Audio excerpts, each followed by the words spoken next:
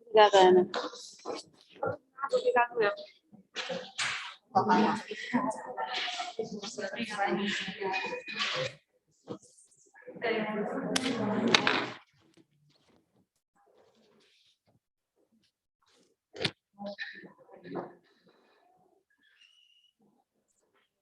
É que eu vou falar aqui. Posso falar aqui ou ali? Qual é que prefere, professora? Eu normalmente gosto mais de estar chegada aí. Fica aí. I'm sorry, Pat. Just 2 minutes, Não, não okay? preciso. Eu fiz a apresentação em inglês. Era, não era? Thank you. Já. Eu posso ir para aquele. Tem que clicar. Basta clicar e funciona.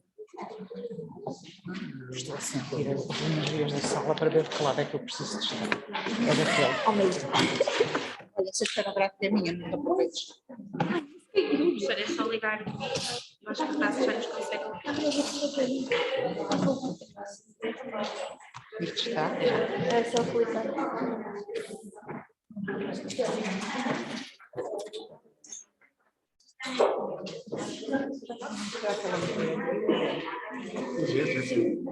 Tens aqui uma espécie de harmonização. Ok. Estamos ali com o que é que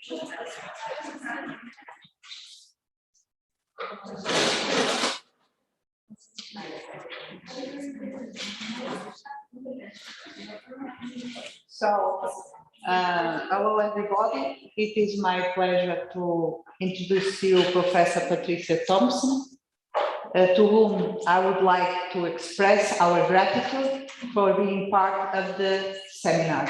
Thank you, Pat, for being here.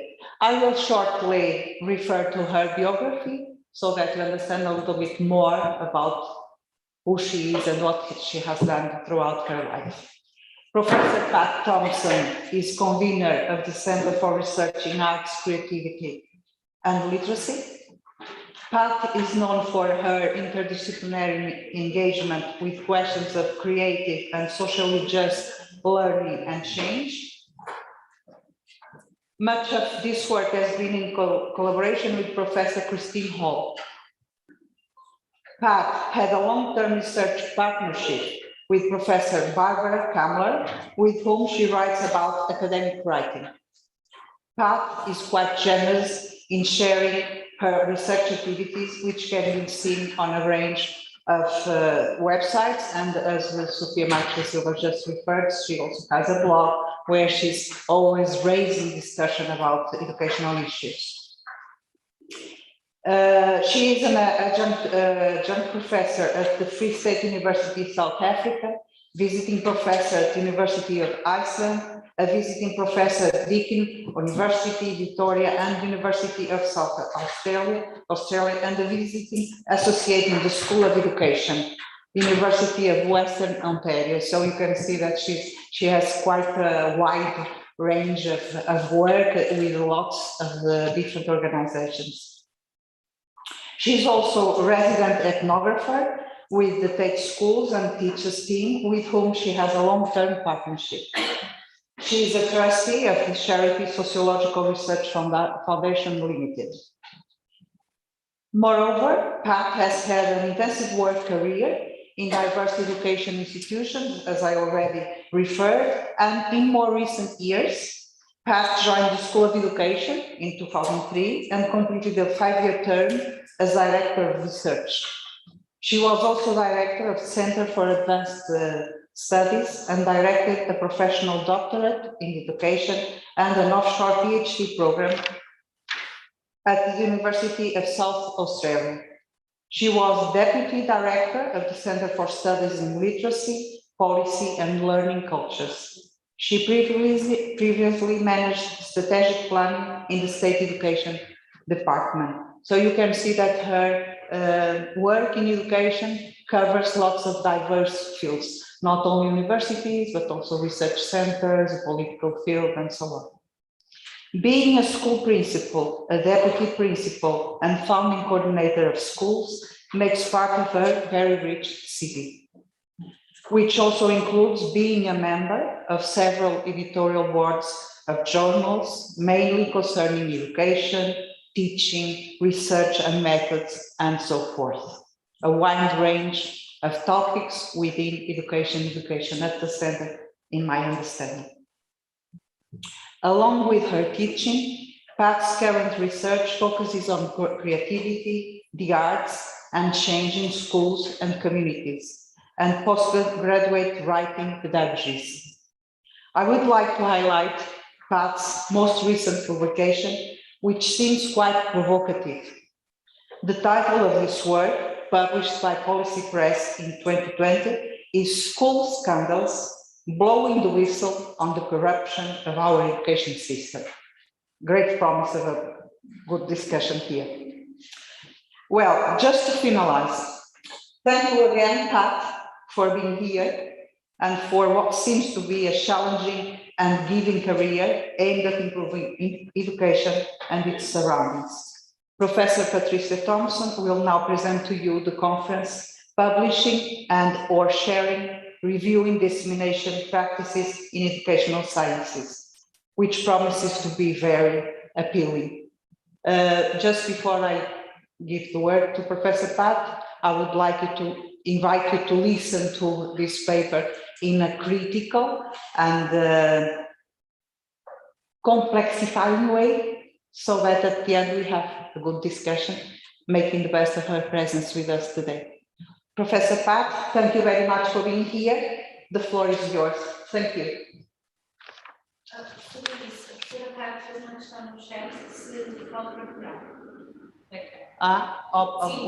Sou eu que faço isso ou fazes tu? É só dizer que bom. Ok, I think you can do it now. Será que Tens que pôr no participante, está cá que eu ponho. É ali, aqui.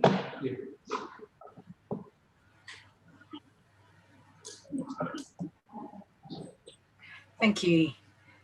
Thank you. Yep, thank you. That's great. Okay, you're now looking at my screen. Thank you very much for the. Can you hear me? Yes, it's okay. I'm not on mute. That's good. I'm hoping that you can hear me. Okay, thank you very much for inviting me to talk with you today at, I think, the beginning of your conference, which I hope goes really well. I can see some people live, a live and face-to-face conference. It is really interesting these days. You're probably aware of the situation in the UK. I had to cancel my classes this week and shift them all online again because the situation is so bad. What I want to do is I am going to talk about the topic that you've suggested, but what I want to do is possibly a little unusual, but I'm aware that often as doctoral researchers, you don't necessarily get to see what it is that researchers actually do, people who are working on big funded projects. Some of you might, because you might be involved in a lab or a research team. Some of you might be doing research by yourself.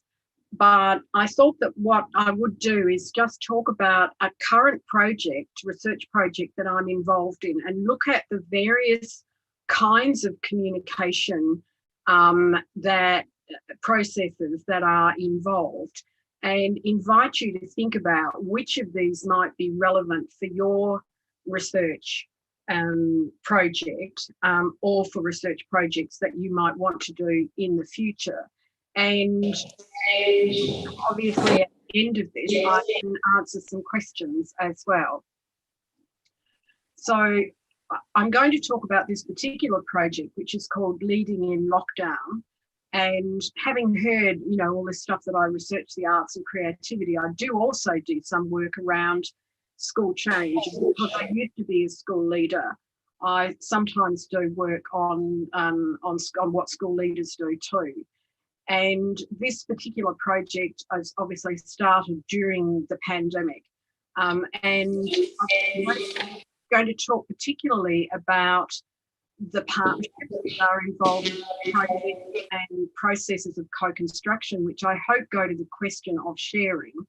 And then I want to talk about multiple audiences and texts and multiple platforms, which I think go to the question of communication. And I want to talk within that about the particular purposes of academic publication. So I hope this is going to be of interest to you, to just get a glimpse of a piece of research which is actually live and ongoing. So a colleague and I, Toby Greeny, and I started to have some conversations during the pandemic as we were looking at headlines in schools about how terrible it must actually be for school leaders. We both felt desperately sorry for school leaders who were having to open and close and cater for key workers' children and shift learning online, and deal with what was a very difficult political environment. The schools were being hit with large numbers of guidelines about and rules about what they were meant to do, all at the last minute. There was a scrapping of exams. There was just a series of sort of political, decisions which weren't particularly sensible, and which created a lot of hostility. And we started to think about what it is that was going on for head teachers. And both of us had worked before on questions around school leaders' work and their well-being and also their career intentions. So both Toby and I had a kind of track record of looking at those questions. I published a book called Heads on the Block in 2009, which was about the kind of risky processes of school management. And we started to have some conversations with these two partner organisations, and obviously when you were starting out these conversations, these weren't the first times that we'd met. Either of us had met these two organisations. We'd done some work with them previously. Toby much more recently than me, and obviously we made some introductory kind of emails. We had some conversations online. We swapped documents. Both of these organisations, they're actually the two unions that cover school leaders in England. The NAHT is mainly primary leaders and ASCL is mainly secondary. The NAHT is a little more radical than ASCL, but they've increasingly been working together. And we wanted them to work with us, both work with us as partners, because that would mean we would get coverage of most of the school leaders in the country. And they had independently been doing some research on some surveys of their members around what was happening during the pandemic. And NAHT does that quite regularly. But we wanted to ask some additional questions to the kinds of questions that they usually did. And so we worked together to come up with a kind of research design, and we did the bulk of the work on that. Toby and I did the bulk of the kind of work on that as scribes, really, for these joint conversations that we had. And both Nick Brooke and Sarah Ford, who you can see here, both responded to these drafts of questions that we were interested in asking about work and wellbeing and career intentions. We put in a bid to the major kind of research council who funds social sciences in the UK, and we were told that we couldn't get the money because there was no crisis for school staffs or school leaders. It was all actually about the students. And if we'd been doing work on students, it would be different, basically. So we didn't get any money.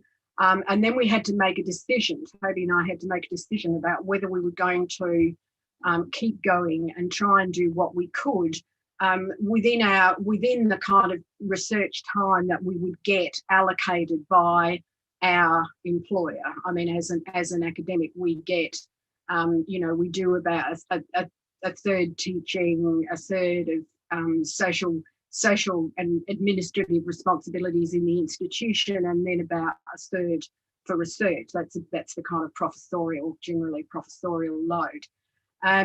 So, we did have some time that we could devote to a project.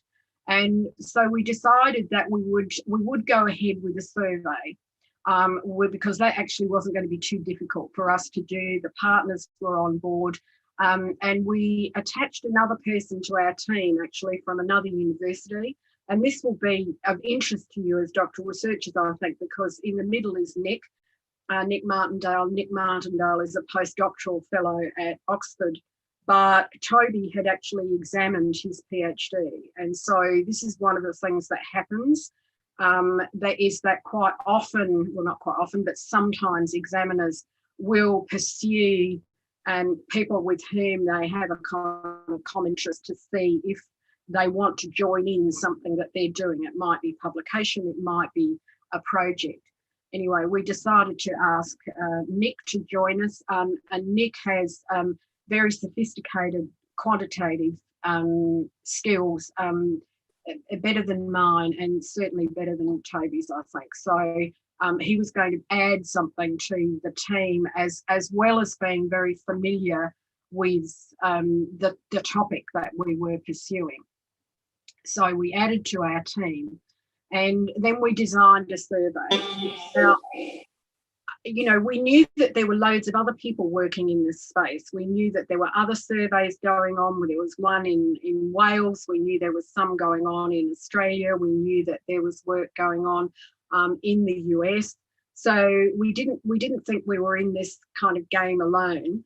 And we were also aware that, there wasn't any point in being competitive about this. So we actually decided that we were going to be fairly open about what we were doing.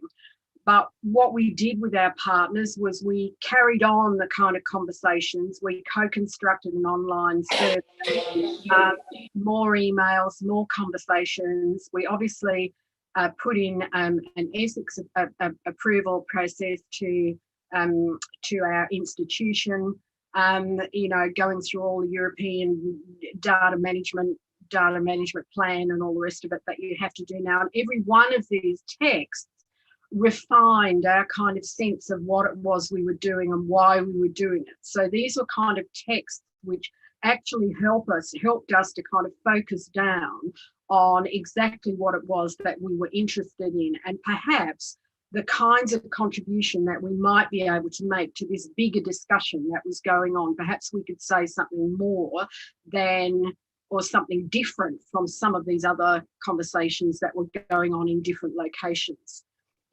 We recruited to the survey through our partners and through social media, both our own and their accounts, with lots of kind of atting of people to get them to retweet, for instance. And we also advertised through the newsletter. And now we had to produce a very pithy and pointed kind of text about what we were doing. We had to produce the kind of one sentence version of what the research was going to be about. So all the time, these texts that we're writing in conversation with our partners are helping us to be very clear about what we're doing, and also helping us to think about the potential of the research and what it might actually add. So this is part of this process of constructing. It is also communicating and sharing, but it's refining at the same time. We set up a website with a blog, and again, we have to then produce more text about what the project is about, because this blog site is for public consumption. And it's not very hard to set up a website and a blog. I'm sure that some of you know how to do it. In the team, I was the one who knew how to do this. So this became my job to look after the website and the blog. although as is the way in research teams, I've taught the other two how to do this. So, you know, but again, we're writing text here, which is communicating what it is that we're doing, how we're doing it, why we're doing it, and how the research is going to proceed.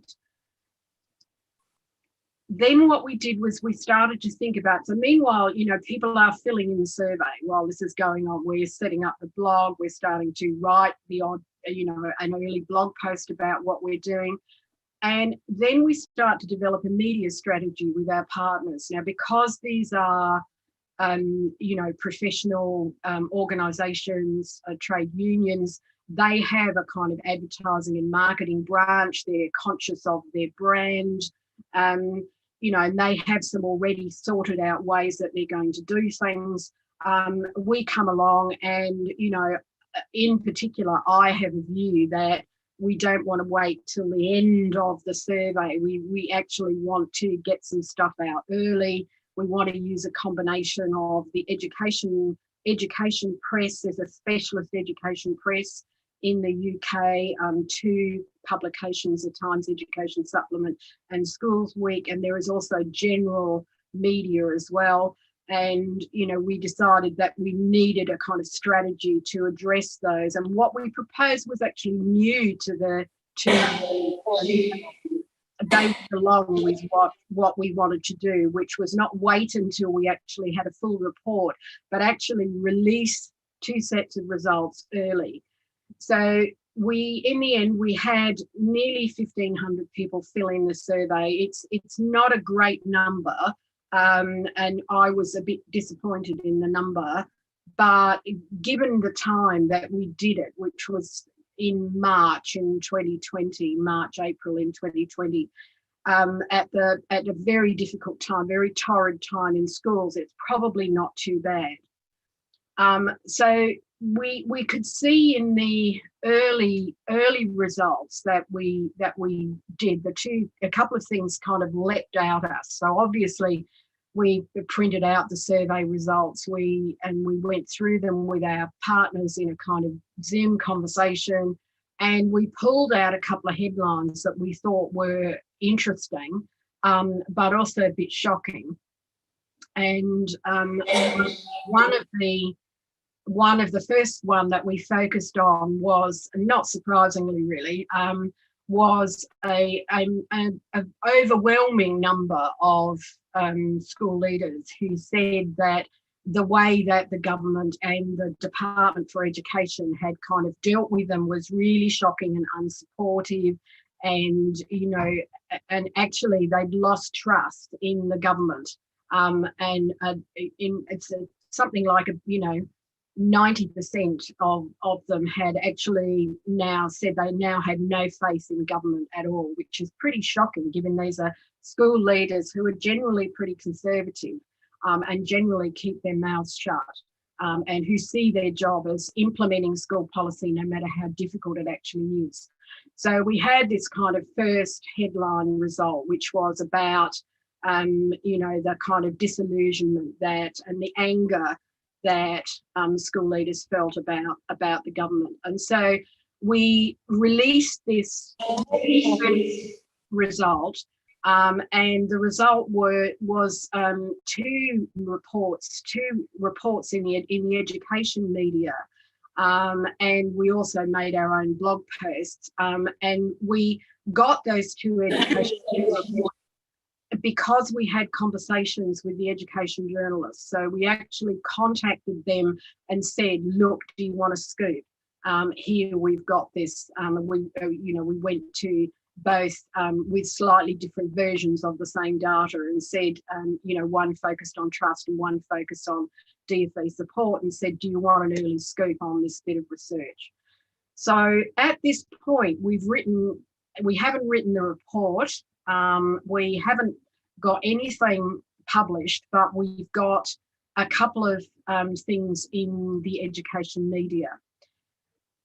And hallelujah, then we get some money from within the university, and we add another person to our team. We add Susan to our team. Susan also is a postdoc, although she's a very experienced school leader herself. So she's one of those people school leaders who did her PhD, you know, later in her career, as I did myself. And the funding allowed us to do interviews, and we got funding for 60 interviews. We actually managed to do 58, and Susan conducted most of those interviews with Toby, doing a few.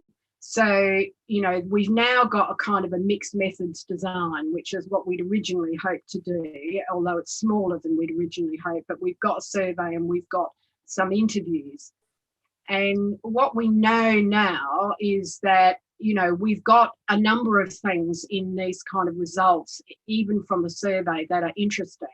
And so we write the first piece of academic work. We've got some stuff in the mainstream media.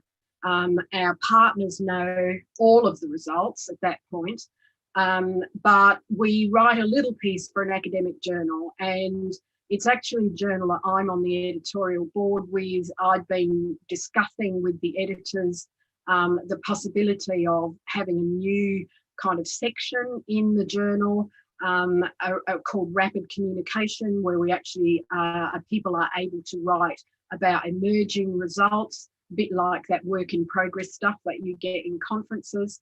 And the editors decide this is a good idea. They're going to have this section called Rapid Communication, and 3 2,000 word pieces are published. So these are small bits of work, and they're generally based around one piece of stuff. So, you know, there's not only our work from the UK, there's work from Australia as well. So we write this little piece which comes out quite quickly, and we then decide we're going to release the second of our headline results, right? So we still haven't got the research report. We've got some media reports. We've got 2 media reports. We've got blog posts. We've got a little bit in the academic journal. We decide we're going to release the second bit of results, which is that 2 in 5 head teachers are signalling that they want to leave. Because of the pandemic, they're going to leave early. So this is a pretty dramatic result. We knew that this was going to be, you know, something that got people's attention. So we use the same process. We talk to the education journalists. We say, would you like a scoop? This time we just go to Schools Week, and they publish a couple of articles about this. And this kind of gets taken up on social media. There's quite a bit of conversation on social media about this, and so the conversation starts to spread, and it becomes used. The website starts to become used as a kind of evidence base to back up some of the individual tweets, for example, that heads are making about how awful it is for them at the moment, and then they use our website as a kind of, look, it's not just me.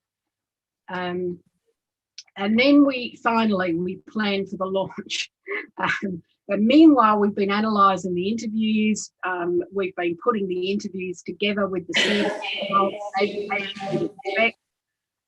We decide that what we're going to do is to go for an article in the mainstream media if we can get it. So we leave our friends in the educational journalism area, and we search around to find who we know in the mainstream media. We decide we're going to hold a couple of webinars to coincide with the launch, and we prepare 3 reports as a final mixed report, which has both the survey results, and we have 2 background reports, and we have enough money to actually get these professionally designed so they look fairly slick and fairly you know, attractive. So this is not something that I've churned out on my word processor at home. It's been professionally, these things have been professionally designed. So you can see there's a lot of writing that's been going on, only a very little amount of which is actually academic publication. We've got 1 2,000 word paper. But we've also got, you know, research reports, we've got media reports, we've got a blog site, we've got webinars, and the webinars we advertised on social media. Two of them, one was with a colleague at UCL, reporting research during the pandemic generally. Both of them had panels to respond. They were, if you like, professional and stakeholder panels. They weren't, apart from our colleague who reported with us in the first webinar. These were a range of people from different political persuasions, you know, the National Governors Association, a big think tank, a very influential kind of commentator. One of those is available and you know, was recorded. The other one wasn't. But, you know, these are other forms of kind of communication, of records, in which we're inviting other people into the conversation. We're not assuming that our interpretation is the only one that's important. And you can see here on the right the media report. So we've now got some more money, and you can see how we're just, you know, packing together little bits of money, because nobody's actually going to give us a big bid, a big sum of money at this point. But we've got enough money now in this second bid to actually look at job advertisements. So we're really focusing on that kind of 2 in 5 people who are going to leave. We're also going to use an external secondary data source, a longitudinal panel, to look. We're going to pay for a couple of new questions to be asked, and also look at some of their historical data. And we're going to do another set of interviews with, expanding on the 58 we already did. We're going to do another 60 of the people who said, from the survey, who said they were prepared to be interviewed, and there were over 500 of them that said they were prepared to be interviewed. So we're doing another kind of selection. We have now written an academic journal article, and that's particularly focused on, it's a methodological paper, and we've used, for those of you who are interested in arts-informed methods, we've used transcript poems in the final report as a way of providing a kind of holistic picture of what leading during lockdown was actually like for 8 head teachers. And so it's based on work by Laurel Richardson. And we've written a journal article about that, which surreptitiously gets our kind of results out there as well. We know we're going to do 2 other journal articles. We know what journals they're going to go into. We're clear what it is they're going to address. They're both kind of policy questions. We've also planned to run workshops at our partners' annual conferences next year, where we're hoping to bring some of our new results about vacancies and actually have some conversations about, well, what would you do about this? What's possible about this? And we're currently writing another small bit, I'm afraid, to get some funding to actually conduct policy conversations around the country. And meanwhile, our partners are actually attempting to actually get a kind of closed doors conversation with policymakers. Now, in all of that, we think that we've probably got a book in all of this. We haven't quite focused on what the book is. We thought that right at the beginning, we thought we may very well have a book.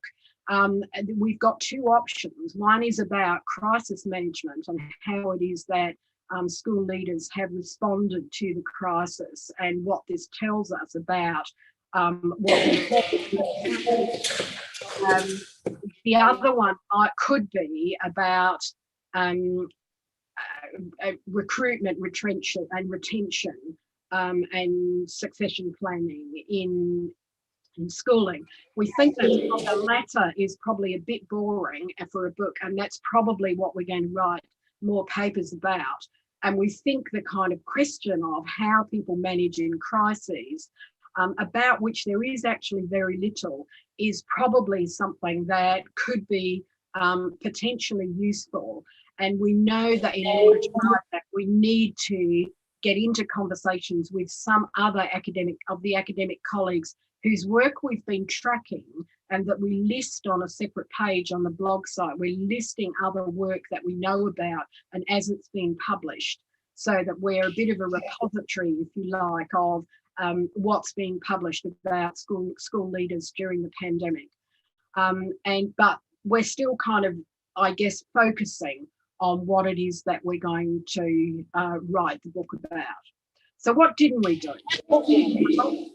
We didn't do any podcasting. We could have, and there were podcasts that we could have said something to, but we haven't done that yet. We may or we may not. We haven't written for anybody else's blogs, but we could. Our Education Research Association, for example, has a blog which we could write something for, and we may very well do that. And some of you may be familiar with the London School of Economics blogs as well. We could also write something there with a kind of the lack of trust in government, for example, they'd be interested in. We haven't written for our partners, the union's professional magazines, but we will do so as a kind of way of creating the groundwork for the round of policy conversations that we want to get people involved in. We haven't had anything on the television news at all. Our blog doesn't have a huge number of followers. We're not entirely convinced that, you know, numbers is what matters in relation to blogs. We think maybe a kind of small number of people who actually are really might be okay. We haven't got a separate Twitter account for the research. We could, but you always have to spend time kind of building up a blog and building up a social media account. And in a lot of ways, it's actually probably better for us to continue, particularly Toby and I, using our personal accounts and @ing people in order to get them to retweet. Nor have we yet presented at any conferences. And it's not actually because there haven't been conferences. There have been a couple of conferences we could have presented at, but we decided that actually our priority was trying to talk with people within England about the situation, and that this was going to act as a kind of, I don't know, some sort of, I mean, I referred to the way that, you know, the blog was being used and research is being used as evidence, that we wanted to support actually school leaders who were having a particularly difficult time. And in fact, at the moment, people are saying that, you know, it's worse now at the moment than it's ever been. So it seems really important to us that we continue to try and prioritise work that's going to firstly say, yes, we hear you, we understand that this is what's actually happening, and we're going to, you know, try and amplify what it is that you're saying. And we want to be able to say to the Head Teachers Associations, you're not alone in this, we're working with you.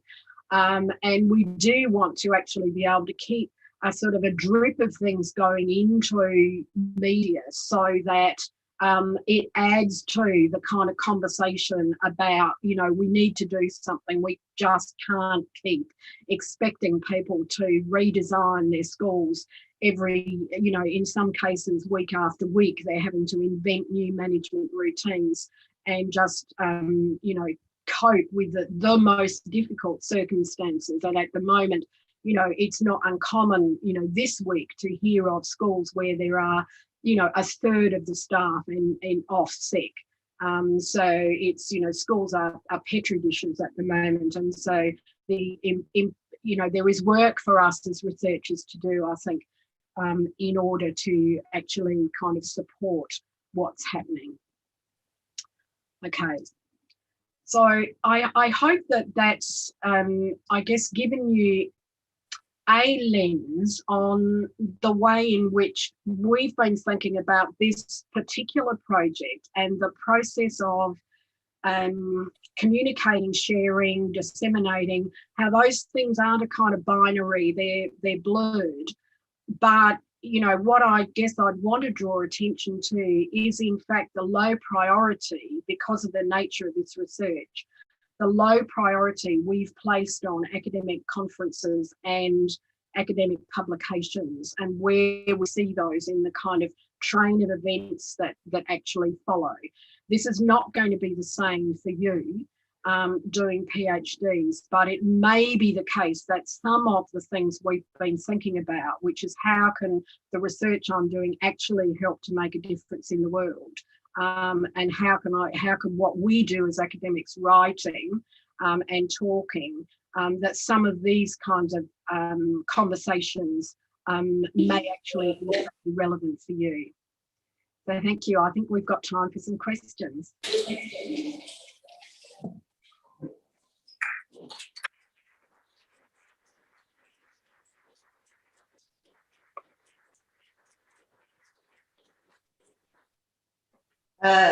Thank you very much, Pat, for your very honest sharing of your work and all the difficulties you face. The thing that appeals more to me is the fact that you were able to keep resilient in spite of the fact that you had no financing, there were some difficult situations in schools, a pandemic situation and so forth.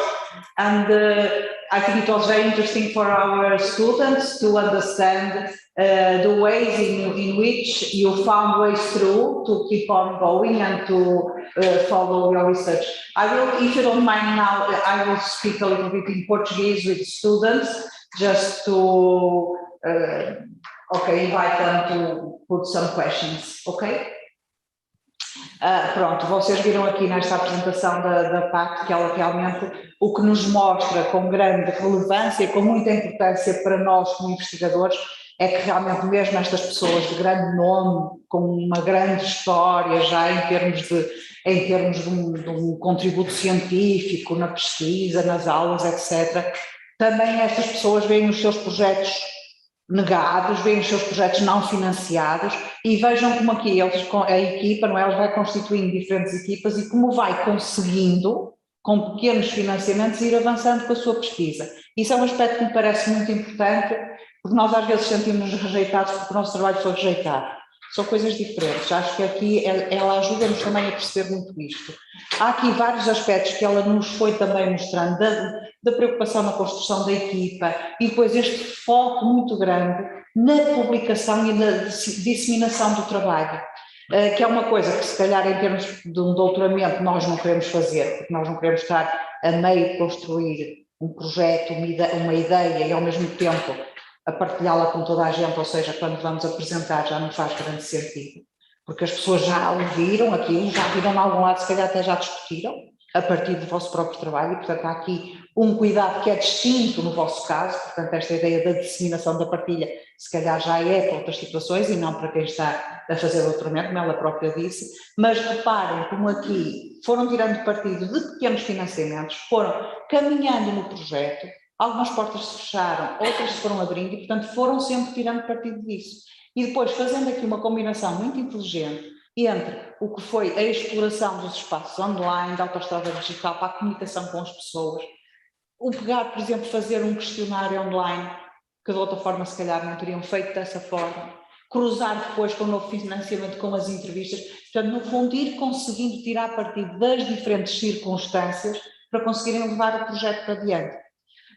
Parece-me que é realmente um projeto extremamente relevante, questiona, como vocês viram, em particular as lideranças das escolas e o modo como elas lidaram também com esta situação. Vocês não sei se repararam, por exemplo, esta ideia que ela nos falou, que são normalmente pessoas bastante conservadoras, estão na liderança das escolas e que, por exemplo, com o questionário e com as entrevistas, conseguiram captar aqui uma grande desconfiança na governação, conseguiram também evidenciar uma certa desilusão e, portanto, as suas publicações também vão nesse sentido.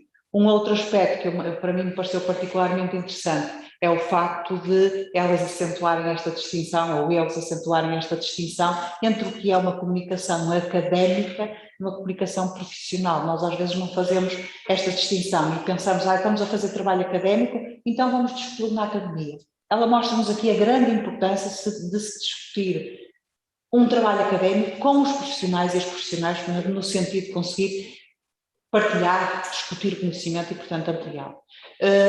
Agora que já vos dei aqui a minha impressão sobre o que foi esta apresentação dela, e há aqui muito mais coisas que eu vos queria dizer, aliás, eu tenho aqui imensas notas neste papel que vão assim à volta, que eu esqueci de trazer uma coisa, queria fazer um registro, mas pronto, tenho a certeza que vocês também terão algumas questões que gostariam de fazer, ou alguns comentários que, se não se inibam, se não falarem em inglês, podem perguntar em português, se for uma pergunta curta, e eu traduzo para a professora Pat Thomson. So I tried to emphasize with the group the aspects of your paper that appealed more to me. So I talked about the question of resilience, the fact that you insisted in going through with your work, that you found ways to do your survey, consult the leaders, and go through with everything you wanted, even though there were lots of difficulties, and this is a very important aspect. Also discussing with the students the importance of sharing, not only within the academy, but also with professionals, so to support the development of their own careers. Also referred as particularly interesting for me the fact that leaders, school leaders, as you said, tend to be quite conservative, but within your project they were expressing their disagreement or their disappointment with the government. So after this, I'm now inviting students to put some questions. Let's see what comes out. Eu posso. Se quiseres fazer em inglês é mais fixe. Sim. Okay, we are now starting with our questions. Thank you, Pat. Patience is your trabalho. Se calhar tenho que desligar este, não? Can you hear me, Pat? Yes, I'm sorry. I'll ask. So, Pat, thank you so much again for your interesting presentation. Sorry for my not so good English, but I was thinking about two questions or two interesting topics. The first one is about hard-to-reach populations and how to produce and how to reach and how to share knowledge with them. And the second point was we are talking about books, seminars, journal articles, TV, internet, but I think that when we think about a project, a PhD project or a big project, first we think about the results, the sample, and after we think about how to share knowledge. And I think it's very hard, especially for me, think in the first phase or first approach to my project, how I'm going to share this knowledge to this sample that helped me to construct my PhD project. I don't know if I have a clear... Qual é a tua questão concretamente para ela? Ela não também uma questão, era uma questão, pensamento que eu acho que... Pronto, o pensamento... Não precisas de traduzir para mim, eu só queria que se queres fazer uma questão ou se só te queres expressar. Não, era só essa ideia, não era uma questão específica. Okay, this seems to be more like a comment, not a question for you, but maybe you could develop a bit more, building on what our students said, you could develop a bit more about this idea of sharing in what comes to the academic work. I didn't quite get the first part, but I got the second part. So let me start with the second part, and then you can clarify the first part for me. When you think about doing a research project, I think one of the things you think about to start with is, what do I want to research? Why is this important? Who is it important to? And what kind of difference might my research make? So we often think about that, we often think that the only way to think about a research project is to look for something that the literature doesn't cover. But actually in education, we very often are drawing our puzzle or problem or debate or difference actually from policy or practice. And that kind of creates a what I would call a warrant for the study. And so we say, for example, that this is going on at the moment. There are these kinds of issues with it. We don't know about this. It would be very helpful if we did know this for the following kinds of reasons. And the people who would be interested in this kind of answer are these. And so I think it is the case that certainly it is, well, it's not always, but I think sometimes it's the case that in fact, you do have a sense as you design the project of the contribution that it's going to make, and that generally you have some kind of sense that it's going to contribute to scholarly knowledge, but also the knowledge might be useful in the real world in some way as well.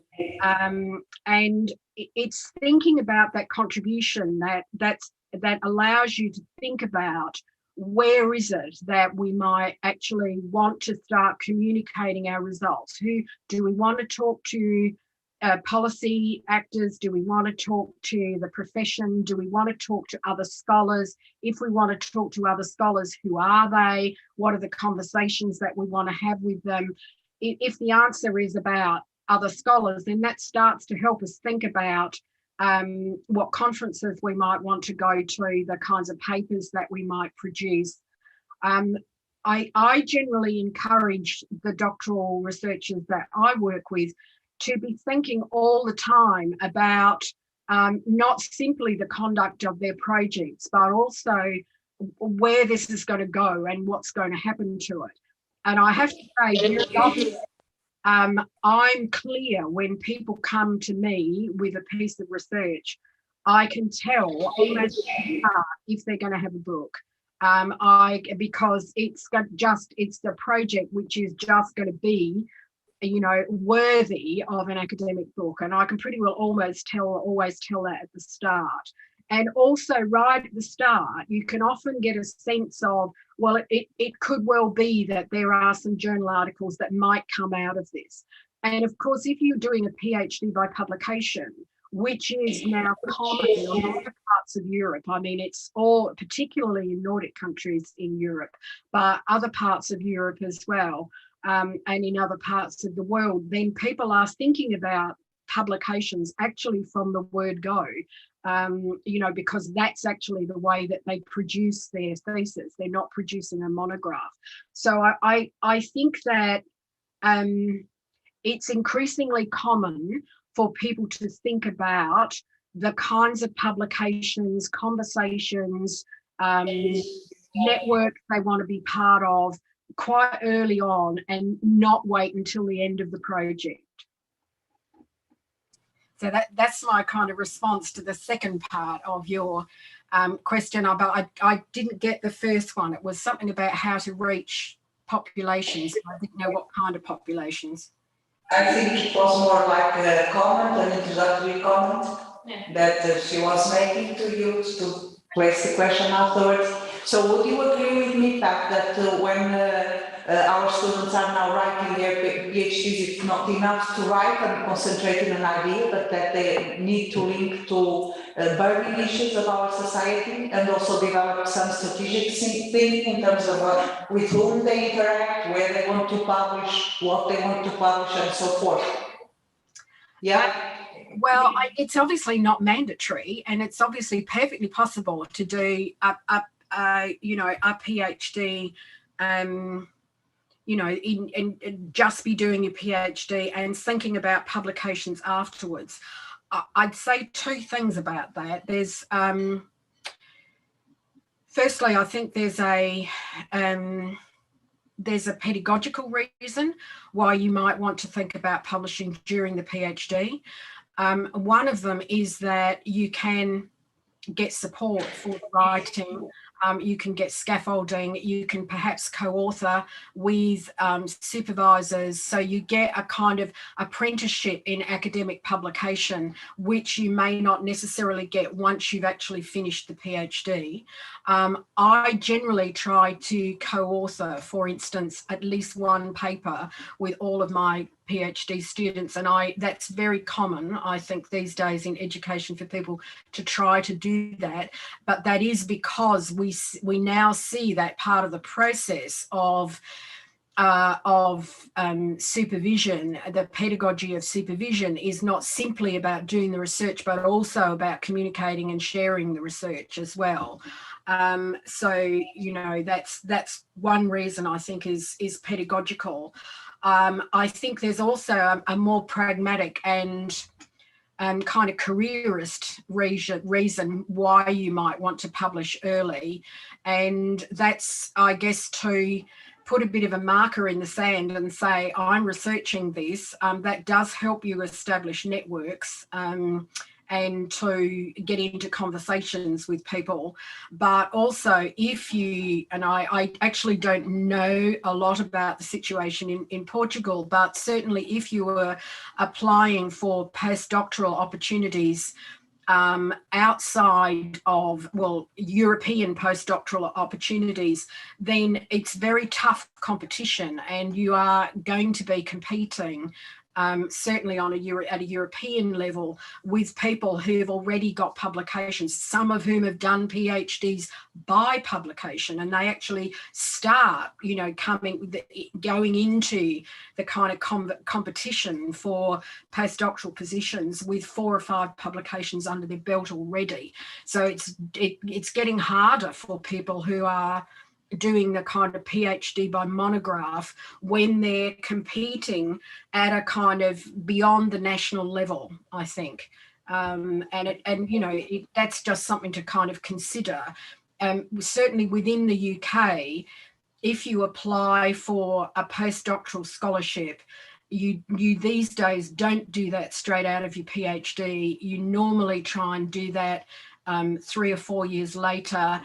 People that are applying for postdoctoral scholarships have often got a book and, you know, 5 or 6 at least good refereed journal articles. So it's not fair. I'm not saying it's right, but it is how it is at the moment, and in a kind of precarious job market, certainly in places like the US, Australia, the UK. Yeah, it's hard.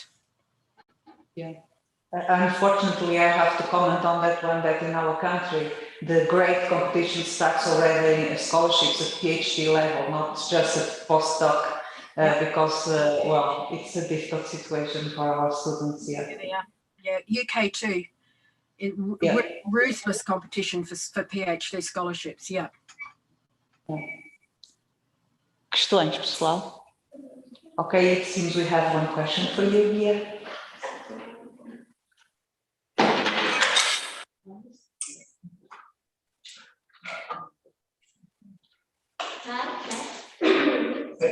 Estás a falar muito baixinho, se calhar.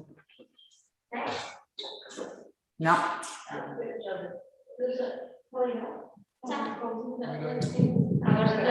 Queres?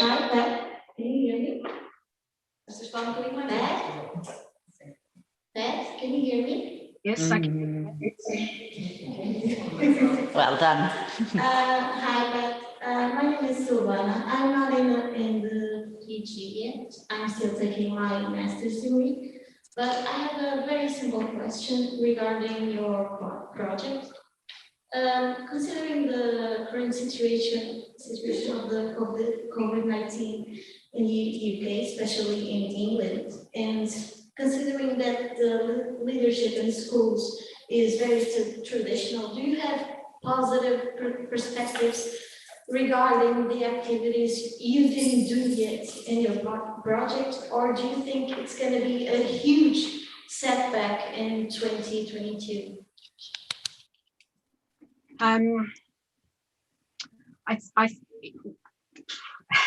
Tricky, isn't it? Okay,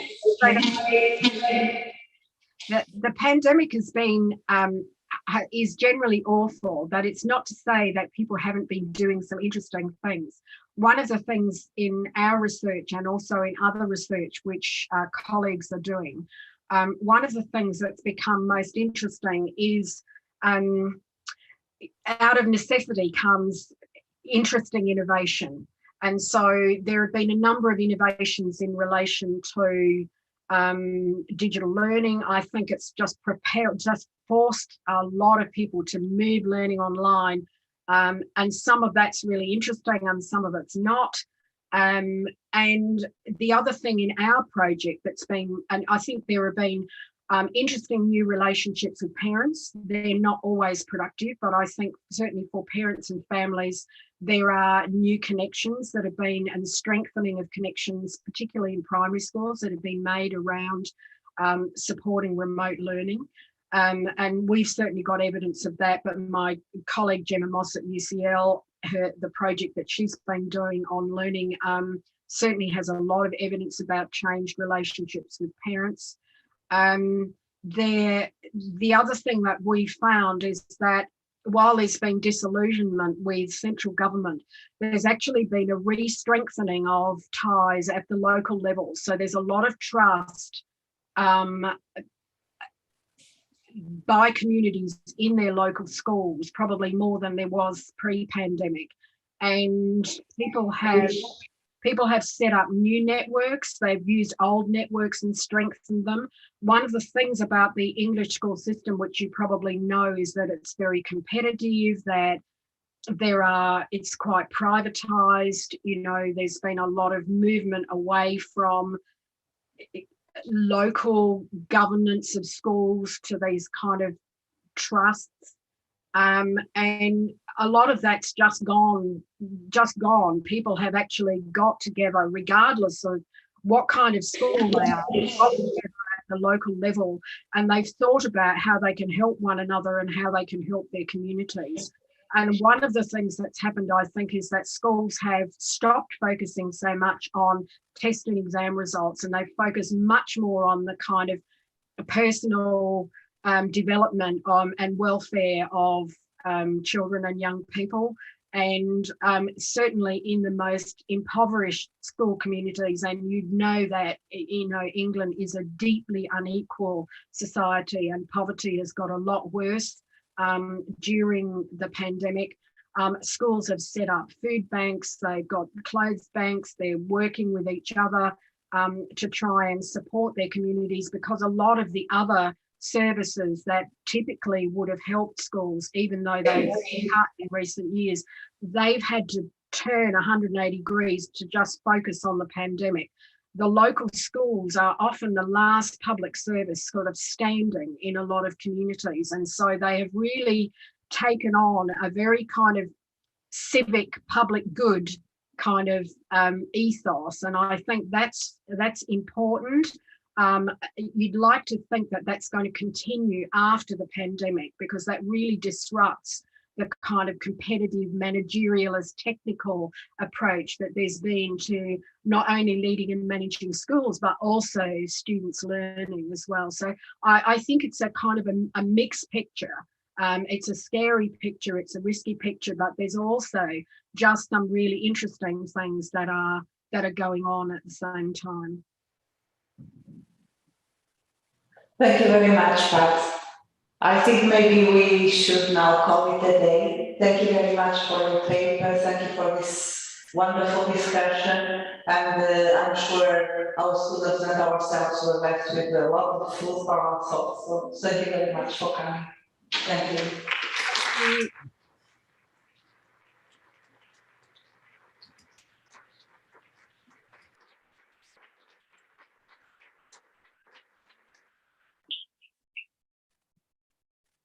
E pronto, fizemos a nossa sessão com a Pat, realmente ela trouxe-nos aqui ideias super interessantes, que vamos poder refletir sobre elas. Vocês também podem depois então entrar nos blogs e nos twitters e essas coisas todas que agora se fazem e eventualmente até entrar em diálogo com ela, se for caso disso. Portanto, agradeço por estar aqui, espero que tenha sido interessante e desejo um bom seminário e boas apresentações para quem vai apresentar amanhã. Obrigada.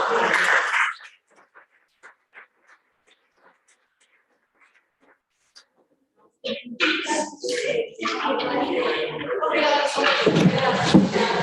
às altas.